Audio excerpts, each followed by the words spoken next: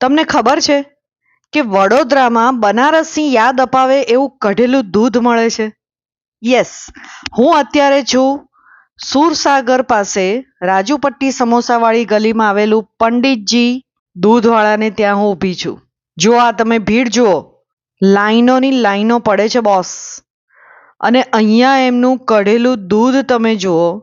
બનારસ ના ગયા હોય ને તો પણ તમને એવી જ ફિલિંગ આવે, એવી જ આવે. અમે ગોકુળ મથુરા વૃંદાવન ગયા હતા ત્યારે પણ અમે આ જ ટાઈપનું ઉકાળેલું દૂધ અમે જોયું હતું. તમે અમારા વિડીયોમાં પણ જોયું હશે.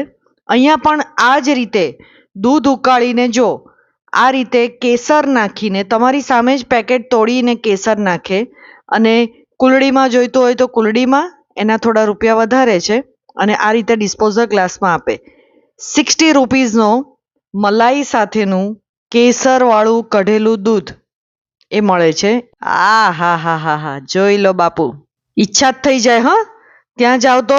એમાં શિયાળામાં તો ખૂબ મજા આવે, પણ એવું નથી, તમે ઉનાળામાં પણ પી શકો છો. સાથે સાથે અહીંયાની કુલ્ફી પણ કંઈક એક્સ્ટ્રા ઓર્ડિનરી જ છે. અને કુલ્ફીની કિંમત કેટલી? સાવ 10 રૂપિયા, 20 રૂપિયા. ગજબ બનાવે છે કુલ્ફી પણ.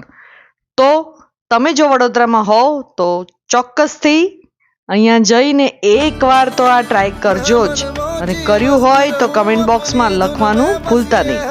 અમારા ઇન્સ્ટાગ્રામ પેજને ફોલો જરૂરથી કરી લેજો, અને ચેનલ પર નવા હોવ તો સબસ્ક્રાઈબ કરવાનું ભૂલતા નહીં.